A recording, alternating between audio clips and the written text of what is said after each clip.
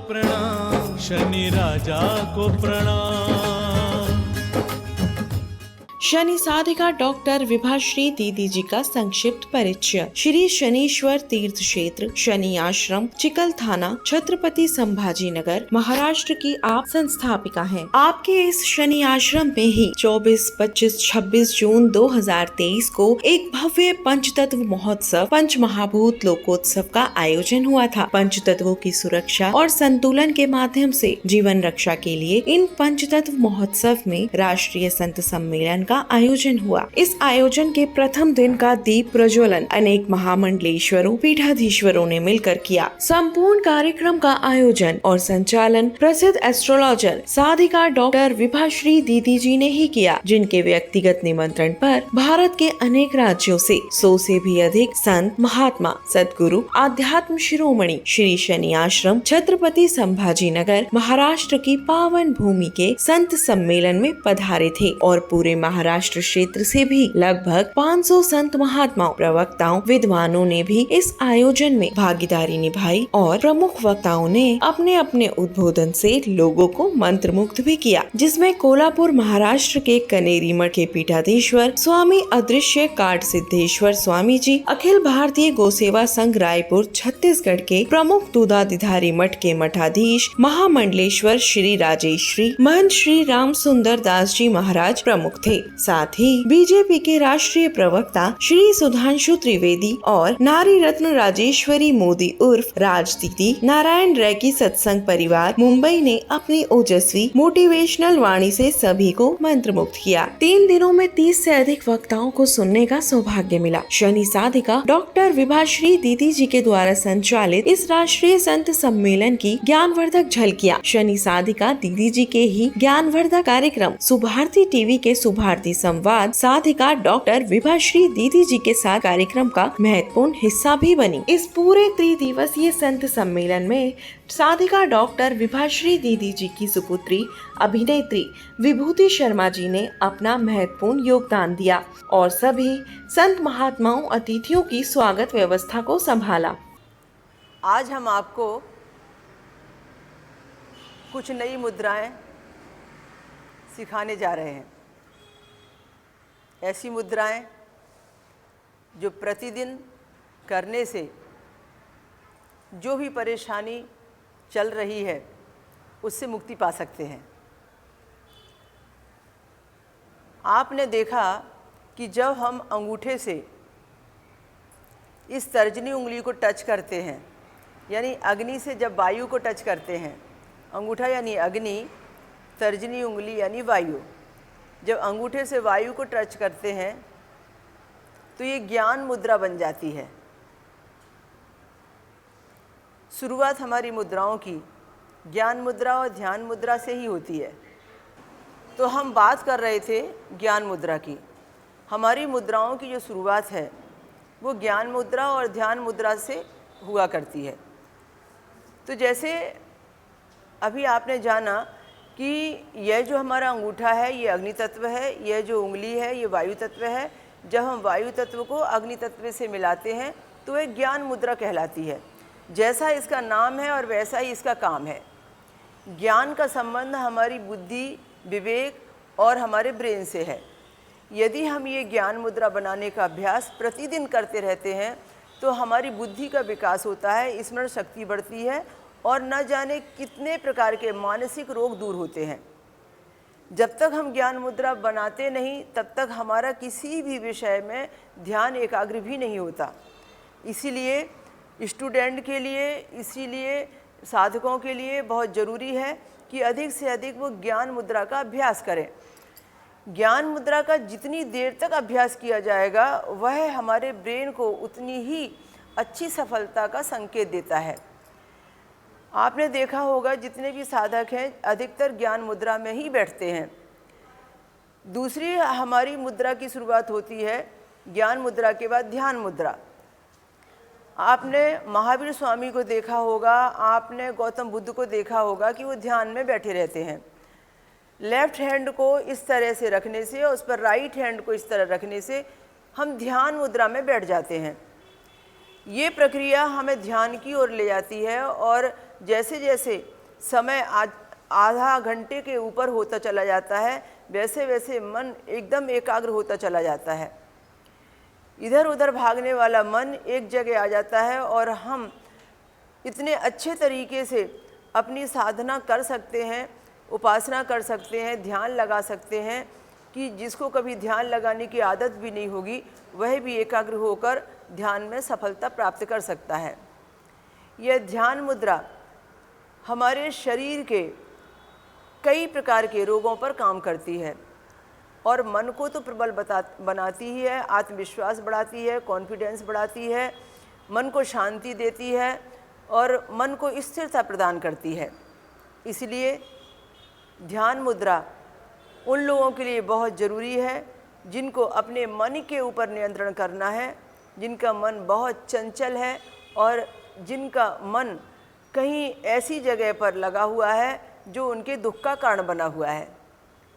तो मन के दुख को कम करने के लिए और अपने जीवन में अंदर तक जाकर परमात्मा की खोज करने के लिए, अंदर तक जाकर अपनी ज़िंदगी में सफलता पाने का मार्ग खोजने के लिए ये ध्यान मुद्रा की गई है। ध्यान मुद्रा लगाना हो या ज्ञान मुद्रा लगाना हो, हमें आवश्यक होता है कि हम भोजन के पहले या भोजन करने के 4 घंटे बाद करें और इसकी अवधि 20 मिनट से ऊपर होनी चाहिए। जितनी ज़्यादा अवधि इसकी रहेगी उतना ज़्यादा रिजल्ट इससे मिलने वाला है। इसी तरीके से आपने पिछले दिनों अपान मुद्रा के बारे में जानकारी ली। 2 प्रकार की अपान मुद्रा मैंने आपको बताई थी। एक तीसरे प्रकार की अपान मुद्रा जो सिर दर्द में काम आती है, जो बढ़ी हुई गैस को कम करती है, जो अस्थमा और दमा की बीमारी में काम आती है, जिनको चलने फिरने में दम फूलता है या सीढ़ी नहीं चढ़ पा रहे हैं, उस समय इस मुद्रा का अभ्यास करने से वे आसानी से सीढ़ी चढ़ के ऊपर जा सकते हैं। कहीं साइटिका की नस का ट्रीटमेंट करना है तो ये मुद्रा काम आती है। इसी तरीके से अपान मुद्रा की मैंने बात कही है। इसका जो तीसरा ये अपान मुद्रा का चरण है वो इस प्रकार से है कि ये जो हमारी वायु मुद्रा है, यानी जिसे हम वायु उंगली कहते हैं, ये जो वायु उंगली है इसको यदि हम इधर देखिए अंगूठे की जो जड़ है उस पर स्पर्श करते हैं, तर्जनी, ये जो तर्जनी उंगली है, ये जो तर्जनी उंगली है, इस तर्जनी उंगली को हमने अंगूठे पर स्पर्श कर लिया और इसको अंगूठे से दबा लिया। इसके बाद में इस अंगूठे को हमने इन 2 उंगलियों पर स्पर्श किया। जब हम हवन पूजा करते हैं तो फ़र्क इतना रहता है कि हम इस प्रकार की अपान मुद्रा बनाते हैं जिसमें ये उंगली खुली होती है। अब ये दूसरी अपान मुद्रा जो है, इसमें इस उंगली को हमने पहले यहाँ पर टच किया, इसको अंगूठे से थोड़ा सा दबाया या अंगूठे के नीचे रखा और इन 2 उंगलियों को हवन करने के जैसी मुद्रा बनाई, यानी अपान मुद्रा तैयार की।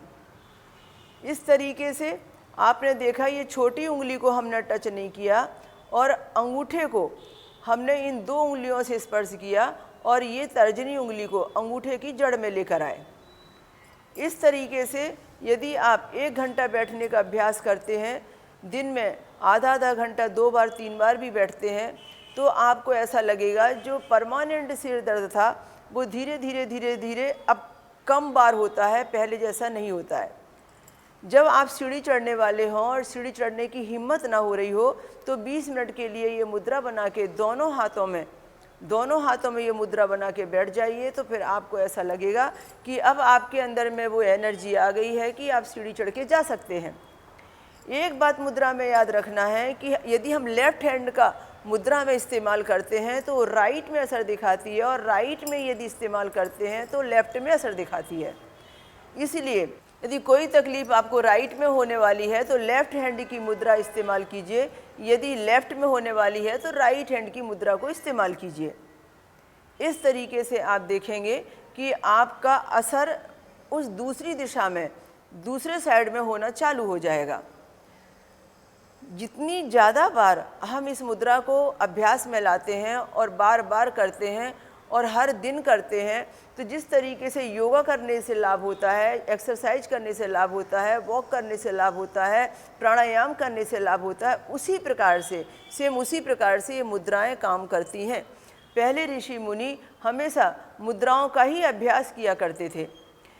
इसके अलावा एक आदित्य मुद्रा, हालांकि आपने पिछले दिनों देखा कि एक सूर्य मुद्रा जब हम बनाते हैं तो ये सूर्य की उंगली कहलाती है, ये अनामिका उंगली कहलाती है। यदि ज्योतिष की बात करें तो ये उंगली जो रिंग फिंगर है ये सूर्य की उंगली है।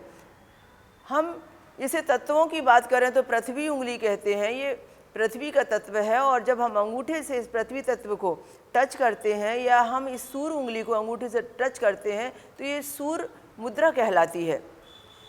यश, कीर्ति, पद प्रतिष्ठा, पदोन्नति से लेकर तमाम प्रकार के सूर्य से रिलेटेड रोगों को मिटाने के लिए ये मुद्रा बड़ी कामयाब हुई है। पर मैं बात कर रही हूँ आदित्य मुद्रा की। कई बार हमें बहुत आलस आता है और वह आलस हमें कुछ भी करने नहीं देता। कई लोगों को तो दिन में भी सोने की आदत है, कई लोगों को हमेशा सुस्त रहने की आदत है, कई लोगों को बार बार छींकें आती हैं। यदि हम आदित्य मुद्रा का अभ्यास करते हैं तो ये सब समस्याएं हमारी धीरे धीरे कम हो सकती हैं, मिट सकती हैं। इसके लिए ये जो सूर्य उंगली है जिसे आप अनामिका उंगली कहते हैं, इस अनामिका उंगली की जो जड़ है, यानी ये सूर्य की जो जड़ है, यहाँ पर हमें अंगूठे को टच करना होता है। जब हम अंगूठे को अनामिका की जड़ में टच करते हैं तो ये आदित्य मुद्रा कहलाती है और ये हमारे आलस को दूर करती है, बार बार आने वाली छींकों से हमें मुक्ति देती है। इस तरीके से हम देखते हैं कि जैसे जैसे हम मुद्राएं करने लगते हैं उसमें मुद्राओं में अलग अलग प्रकार का भेद होता है। हम ऐसा नहीं कह सकते कि सारी मुद्राएं हम एक साथ कर सकते हैं। कोई मुद्रा वात को नियंत्रण करती है, कोई पित्त को नियंत्रण करती है, कोई कफ को नियंत्रण करती है। हम सारी मुद्राएं एक साथ नहीं कर सकते। अति आवश्यकता के अनुसार ही हमें मुद्राओं का चयन करना होता है। इसलिए जिसकी हमें आवश्यकता नहीं है वो अनावश्यक रूप से उन मुद्राओं को हमें नहीं करना चाहिए। मैं आपको एक लिंग मुद्रा बताती हूँ। कई बार ऐसा होता है कि व्यक्ति के जीवन में आत्मविश्वास की बड़ी कमी होती है, व्यक्ति ठंडा सा हो जाता है, उसके अंदर में अग्नि तत्व की कमी आ जाती है, ऊर्जा कम हो जाती है, हिम्मत हारने लगता है। वह व्यक्ति किसी भी कार्य को सक्सेस करने में कंफ्यूज रहता है और ज़्यादातर उसकी शारीरिक स्थिति भी ऐसी होने लगती है कि जड़ के जैसा माहौल होता है, वह एक्टिव नहीं होता या वो एक्टिव नहीं होना चाहता। ऐसी स्थिति में हम देखते हैं कि यदि हम लिंग मुद्रा में बैठें, लिंग मुद्रा बनाएं, लिंग मुद्रा का इस्तेमाल करें तो हमें अधिक लाभ होगा। जिसमें आत्मविश्वास की कमी है उसके लिए तो लिंग मुद्रा रामबाण औषधि की तरह काम करती है। और वैसे भी जब कभी भी हम लिंग मुद्रा बनाते हैं तो हमारा जितने भी अंदर का जो भय है, जो अंदर की हमारी वीकनेस है, वो बाहर हो जाती है और हम अंदर से मजबूत होने लगते हैं। यह हमें मजबूती देती है, यह हमें आत्मविश्वासी बनाती है और यह हमें अंदर से ऊर्जावान बनाती है। इसलिए बीमारियों की बात कहें तो जिनको सर्दी बार बार होती है, खांसी बार बार होती है, जुखाम बार बार होता है, नज़ला बार बार होता है, ठंडी से होने वाले रोगों की जिनकी बहुत शिकायत होती है, वे लिंग मुद्रा बनाते हैं तो उनके बॉडी के अंदर में जो अग्नि तत्व जो कम हो गया है, जिसके नाम से बार बार वो ठंडी के रोगों के शिकार हो रहे हैं, वो धीरे धीरे अग्नि तत्व की पूर्ति होने लगती है, बॉडी गर्म होने लगती है। और अग्नि तत्व बॉडी को जैसे ही प्राप्त होता है, ये बार बार होने वाली सर्दी और बार बार जुखाम और बार बार खांसी और बार बार नज़ले की शिकायत से धीरे धीरे वो व्यक्ति दूर होने लगता है। इसलिए आपको समझना होगा कि ठंडी तासीर को गर्मी की तासीर में कन्वर्ट करने के लिए हम इसका इस्तेमाल करते हैं। लिंग मुद्रा में सबसे ज़्यादा ध्यान रखना होता है कि कौन से हाथ से लिंग की प्रतिमा बनाई जाए। शिवलिंग के जैसा आकार बनता है। हमारे दोनों हाथों को जैसे हम ऐसे जकड़ लेते हैं और पकड़ लेते हैं, उसके बाद में फिर ये जो लेफ़्ट हैंड है, इस लेफ़्ट हैंड का जो अंगूठा है, इस अंगूठे से हम शिवलिंग तैयार करते हैं। और इस तरीके से हमने ऐसे जोर से पकड़ा और पकड़ने के बाद में इस लेफ़्ट हैंड के अंगूठे को हमने खुला रखा और राइट हैंड के अंगूठे को हमने ऐसे जोर से दबाया। जैसे जैसे हम इसे जोर से दबाते हैं और वैसे वैसे हम आत्मविश्वास से भरने लगते हैं, हमारे अंदर में ऊर्जा पैदा होती है और हम जितनी ज़्यादा देर तक दबा के रखते हैं उतना ज़्यादा हमें बेनिफिट मिलता है। हमने देखा है कि कई बार प्रार्थना में मन नहीं लगने पर, कई बार पढ़ाई में मन नहीं लगने पर, कई बार किसी जगह व्यक्ति को बहुत ज़्यादा ऐसी वीकनेस होती है कि वह व्यक्ति चाह कर भी उस कार्य को पूरा नहीं कर पा रहा है, तब वो लिंग मुद्रा का अभ्यास करने लगे तो उसे सफलता मिल सकती है। तो इस तरीके से जैसा आप देख रहे हैं कि मैंने लेफ़्ट हैंड के अंगूठे को खुला रखा है और राइट हैंड के अंगूठे को ज़ोर से दबा कर रखा है और सारी उंगलियों को इस तरीके से पूरी कैंची जैसा बनाकर और ज़ोर से दबाया है। ये बनती है आपकी लिंग मुद्रा। बहुत काम की है और आपको शक्तिवान बनाती है, ऊर्जावान बनाती है, एक्टिव बनाती है। और आपके अंदर में यदि लो ब्लड प्रेशर की शिकायत हो गई है तो उसके लिए ये औषधि का काम करेगी। आपके प्रतिदिन करते रहने से कभी आपको लो ब्लड प्रेशर की शिकायत नहीं होगी, गोलियां खाने की आपको आवश्यकता ही नहीं होगी। ये मुद्राएं आपने देखी कि किस तरीके से बीमारी को दूर करती हैं, किस तरीके से हमारी बहुत सारी समस्याओं का समाधान करती हैं। एक होती है पुस्तक मुद्रा, बड़े काम की होती है। उस पुस्तक मुद्रा में आपने यदि बैठना प्रारंभ किया तो आपको ऐसा लगेगा कि हम हमारी कामयाबी के नज़दीक पहुंच रहे हैं या हम कुछ अच्छा करने वाले हैं। आपकी सोच बदलने लगती है। जैसे हम मुट्ठी बनाते हैं ठीक उसी तरीके से ऐसा जैसे आप देखिए आपने मुट्ठी बनाई, बस करना यह है कि जब हम मुट्ठी बनाते हैं तो जो अंगूठा रहता है, इस अंगूठे को इस तर्जनी उंगली की ये जो पहले पोरे की गांठ होती है इस पर ऐसा रखना पड़ता है, इसको टच करना पड़ता है। जैसे हमने मुट्ठी बनाई तो मुट्ठी बनाने पर अब हम कहीं भी किसी भी जगह जाकर अंगूठे को टच नहीं कर सकते। हमें यदि अंगूठा टच करना होगा तो हमें इस तर्जनी उंगली के इस पहले पोरे के निशान पर अंगूठे को टच करना पड़ेगा। यह पुस्तक मुद्रा कहलाती है। यह जो पुस्तक मुद्रा कहलाती है यह भी बहुत काम की होती है। यह आपके ब्रेन पर काम करती है और यह भी आपको अंदर से ऊर्जावान बनाती है। बहुत सारी कमजोरियां इससे दूर हो सकती हैं और ऐसा करने से व्यक्ति अंदर में जो मानसिक वीकनेस महसूस करता है उसकी ये औषधि का काम करती है। इसके अलावा मैं आज एक ऐसी मुद्रा आपको सिखाती हूँ जिसके बारे में आपने सुना बहुत होगा पर पता नहीं होगा कि उस मुद्रा का चमत्कार कितना है। बहुत स्पेशल मुद्रा है और बौद्ध धर्म से यह निकली मुद्रा है जिसका नाम है बोधि मुद्रा। हम हमेशा ये देखते हैं कि हम सफल क्यों नहीं हो रहे। हर कार्य क्षेत्र में हमें सफलता मिले और हमारे सफलता के लिए किए गए सारे कर्म हमारे काम आए। हम जो भी नया काम करने जाते हैं उसमें यदि हम फेल हो जाते हैं तो हमारा मन नर्वस हो जाता है, हम दुखी हो जाते हैं। आप किसी भी इंटरव्यू को देने के लिए जा रहे होते हैं, कहीं भी किसी काम के लिए सफलता के लिए घर से निकले होते हैं, किसी भी जगह किसी व्यक्ति को मिलने जा रहे होते हैं, कहीं भी अपना प्रभाव आपको कहीं डालना है, कहीं ऐसी मीटिंग में जाना होता है जहां आपको लगता है कि मेरी वाणी मेरा ओज दूसरे पर प्रभाव डाले, तो ऐसी स्थिति में आपको अपने अंदर वो पात्रता पैदा करनी होती है जो पात्रता अभी आपकी कम है और कम होने से जो सफलता नहीं मिल पा रही है। इसके लिए सदा सफलता मिले और सफलता में आप कामयाब रहें, मैं आपको एक बोधि मुद्रा का ज्ञान देती हूँ। वह बोधि मुद्रा लगातार करते रहने से सफलता तो मिलेगी ही। जिस लक्ष्य को आपने सोचा था वो लक्ष्य आप छू ही लेंगे। जहां आप जाना चाहते थे वहां आप जाकर ही रहेंगे। बस आपका दृढ़ निश्चय पक्का होना चाहिए। और यह बोधि मुद्रा जो मैं आपको बता रही हूँ ये कम से कम 20 मिनट से 30 मिनट फिर प्रतिदिन करना चाहिए। जिस समय आप कहीं जाने वाले होते हैं या जिस समय आपको उसका प्रभाव डालना होता है, तब तो मैं समझती हूँ कि यदि आप वाहन में यात्रा कर रहे हैं, इधर उधर जा रहे हैं और आपको अवसर मिल रहा है इस मुद्रा में बैठकर जाने का, तो आपको उस समय तक उस मुद्रा में रहना चाहिए जिस समय तक आप कहीं उपस्थित जगह पर पहुँच नहीं जाते।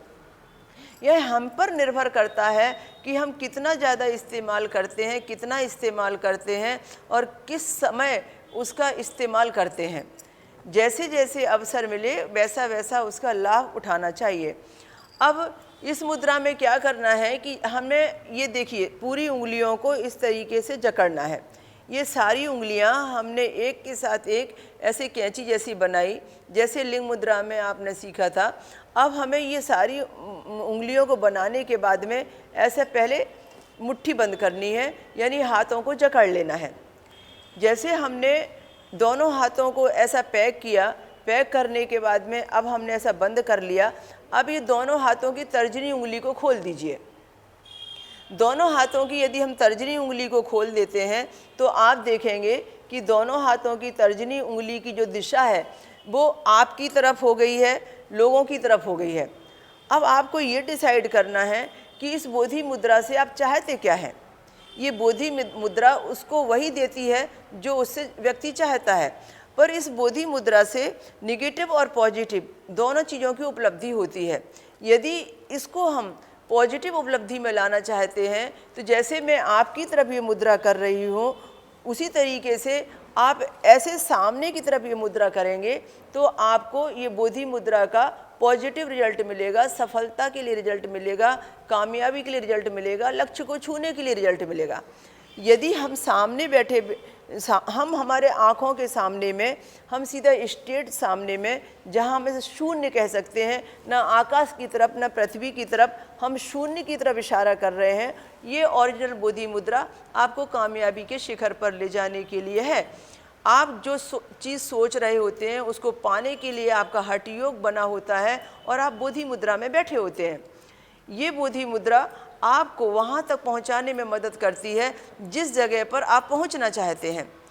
पर मैंने आपको फिर से बताना चाहा कि आपको याद रहे कि उंगली की दिशा कहाँ पर है। उंगली की दिशा बदलते ही निगेटिव से पॉजिटिव और पॉजिटिव से निगेटिव हो जाता है। इसे हम जहाँ जहाँ जिस जिस दिशा में ले जाना चाहते हैं उस दिशा में वह अपना काम करती है। तो मैंने आपसे कहा कि न पृथ्वी की ओर न आकाश की ओर। अब देखिए, यदि मुझे कोई निगेटिव काम करना है, यानी कोई शत्रु है, कोई कोर्ट कचहरी है, कोई दुश्मनी है, कहीं से मैं इतनी परेशान हूँ कि मुझे समझ नहीं आता है कि इस बुराई से, इस परेशानी से मैं बाहर कैसे निकलूँ, तो उस दुश्मन से मुक्ति पाने के लिए और उस शत्रुता से बाहर निकलने के लिए हम शत्रु विनाश के लिए भी इस बोधि मुद्रा का इस्तेमाल कर सकते हैं। पर शर्त यह है कि वो सफलता सूचक बोधि मुद्रा नहीं होती, वो शत्रु विनाशक बन जाती है। फिर ये बोधि मुद्रा का रिजल्ट बदल जाता है। फिर हम इसे बोधि मुद्रा के नाम से संचालित नहीं करते, फिर हम इसे शत्रु बाधा निवारक के नाम से संचालित करते हैं। तो हम जब ये बोधि मुद्रा बनाते हैं और दोनों उंगलियों को यदि हम खोल लेते हैं, पर याद रखिए आप इसका यदि दुरुपयोग करेंगे तो ये सारी आपकी मुद्राओं का असर ख़त्म कर देगी। हम किसी भी मुद्रा का उपयोग यदि दुरुपयोग करते हैं, किसी के विनाश के लिए करते हैं, तो हमारा सीखा गया सारा ज्ञान हमें वक्त पर कभी काम नहीं आता। इसलिए हमेशा याद रखिए, हमेशा पॉजिटिव कार्यों के लिए ही लोगों को इस्तेमाल करना चाहिए। जब कहीं बहुत बड़ी मजबूरी बने कि जिसके किए बिना अब कोई मार्ग ही नहीं बनता और वो खुद हमारे लिए ही संबंधित है, न कि किसी व्यक्ति और किसी अन्य के लिए, तो फिर आप उसे अपने लिए उस समय इस्तेमाल कीजिए जिस समय आप उस उलझन से निकलने वाले हैं, निकलना चाहते हैं। तो किसी व्यक्ति से आप बहुत पीड़ित हैं और उसके सामने उससे रास्ता चाहते हैं और अपने रास्ते से उसे हटाना चाहते हैं या उस दुश्मनी को मित्रता में कन्वर्ट करना चाहते हैं, तो जब हम ये बोधि मुद्रा बनाते हैं तो इसे पृथ्वी की तरफ आपको बंदूक के जैसा दिखाना होगा। पृथ्वी तत्व की तरफ बंदूक के जैसा आपको दिखाना होगा। जब हम इस मुद्रा को पृथ्वी के ऊपर, पृथ्वी तत्व के ऊपर बंदूक के जैसा इस तरीके से रखते हैं और ऐसे हाथ को स्ट्रेट रखते हैं, जब हम ऐसे हाथ को स्ट्रेट रखते हैं और पृथ्वी की तरफ हमारा इशारा होता है, हमारी ये दोनों तर्जनी उंगली पृथ्वी की तरफ ऐसा रहती है, जिस तरीके से आप कर रहे हैं उस तरीके से ये शत्रु विनाश के लिए, बाधा निवारण के लिए, दुश्मनी को मिटाकर इस दुश्मनी को मित्रता में कन्वर्ट करने के लिए मुद्रा कही जा सकती है। इसे भी हमें प्रतिदिन करना होता है, पर इसे हम ज़्यादा दिन तक कर नहीं सकते। इसे हम ज़्यादा दिन तक नहीं कर सकते। इसका मतलब यह है कि मुश्किल में इसे 4 दिन से ज़्यादा नहीं करना चाहिए। इसका अभ्यास उतना ही काफ़ी होता है। ऐसा ज़रूरी नहीं है कि आपने आज मुद्रा की है तो आज ही उसका असर दिखेगा, पर यह ज़रूरी है कि आज मुद्रा की है तो आज नहीं तो कल उसका असर दिखेगा, ज़रूर दिखेगा। तो इस तरीके से सफलता प्राप्ति के लिए की गई जो बोधि मुद्रा है, ये प्रतिदिन के अभ्यास में हमें लाना चाहिए और ज़्यादा से ज़्यादा इसका अभ्यास करते रहना चाहिए। तो आपने अभी इन मुद्राओं के बारे में जाना, इन मुद्राओं से समझा कि हम किस प्रकार से इन मुद्रा विज्ञान का लाभ उठा सकते हैं। एक सबसे अच्छी मुद्रा प्रणाम मुद्रा। हम ऐसे भगवान को प्रणाम करते हैं, हाथ जोड़ते हैं। ये बहुत अद्भुत मुद्रा है, लोग समझ नहीं पाए हैं। इस नमस्ते की मुद्रा को, इस प्रणाम की मुद्रा को यदि आप सही मायने में स्वीकार कर लेंगे तो आपकी ज़िंदगी के परिणाम बदल जाएंगे। आप ज़िंदगी में कितनी परेशानियों को झेल रहे हैं और क्या क्या दिक्कतें आपके सामने में आ रही हैं और आप मुसीबत में फंसे हुए हैं, यदि ये प्रणाम मुद्रा सही तरीके से आप करने लगते हैं तो मुझे लगता है कि आपके ज़िंदगी के सारे परिणाम बदल जाते हैं। आप किसी के भी सामने जाते हैं तो प्रणाम कीजिए, सिर्फ देवालय में या भगवान के सामने या सद्गुरु के सामने में नहीं। आप जहाँ जहाँ पर भी किसी को सम्मान देना चाहते हैं, जहाँ जहाँ पर भी किसी से काम लेना चाहते हैं, जहाँ जहाँ पर भी किसी को अपनी ओर लाना चाहते हैं, अपना बनाना चाहते हैं, जहाँ जहाँ पर भी आप अहंकार को त्याग कर अपनी ज़िंदगी में कुछ नया करके दिखाना चाहते हैं तो इस प्रणाम मुद्रा की आदत डाल लीजिए। हमने देखा है कि जितने लोगों ने इस प्रणाम मुद्रा की आदत डाली है, वे व्यक्ति अपनी जीवन में हमेशा हमेशा अपने सारे परिणाम को बदलते रहे हैं और जितने भी उनके बुरे परिणाम थे वो सब सुखद बना चुके हैं। इसलिए इस प्रणाम मुद्रा से जुड़िए और यह हमारी भारतीय संस्कृति की, सनातन धर्म की बहुत प्रसिद्ध मुद्रा है।